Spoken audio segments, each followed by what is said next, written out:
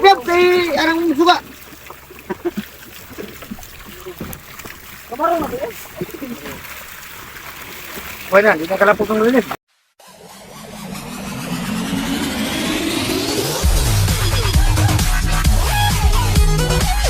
Yun, sumama nga pala ako ngayon guys sa pangisda. Since ito naman talaga ang pangunahing hanap buhay dito sa amin sa probinsya. Mayaman kami dito sa isda guys, basta di lang masungit ang panahon.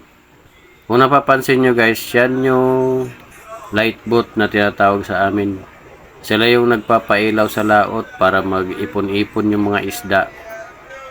Dyan sila sa liwanag. Then ini-scan ng fish finder para malaman kung pwede nang laglagan ng lambat o hindi pa. At kapag nag-rehistro doon sa fish finder na maraming isda sa ilalim guys, automatic iikutan ka agad dyan at lalaglagan ng lambat para makuha na yung mga isda. So ito na nga guys, nakapag-area na kami ng lambat. Medyo nagkakaproblema lang kami sa lambat dahil malakas masyado yung current sa ilalim. So pumulupot yung lambat doon sa lubid. Kaya medyo natagalan kami. So ayan, inaayos.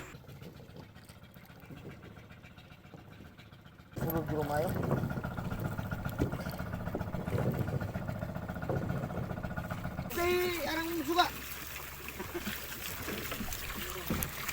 Kamarong na eh. Wala, hindi na kalapot ng linis. Baik yung uno ng platyan. Bisa. Oo. Makuha sila dyan. Banyak ipin na. Kapit yun, mayam. Asa may nagpisa ka lang ito? Sandali yan. Sandali na. Kayo yung tawa. Hindi yan mura mag-replace. Yan, marami na yun. Plastic, plastic. Plastic.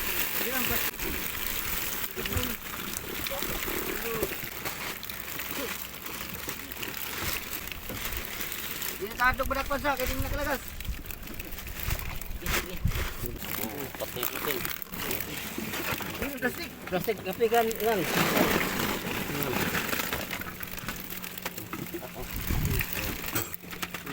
So ayan guys, alas 10 ng gabi, may unang area pa lang namin yan.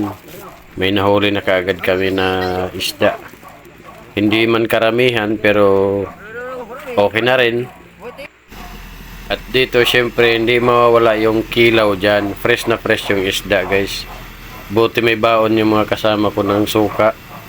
Sukang ano yan guys na maasim. Yung sukang niyog na may sili.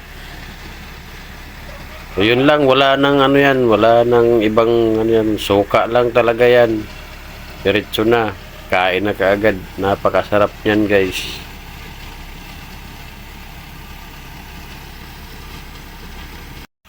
Umaga na nga kami guys, makauwi. At yun, papunta na kami sa tabi. So habang papunta doon, inaayos na nila yung may mga punit na lambat para pagdating sa tabi, ayos na. Ito tinapay.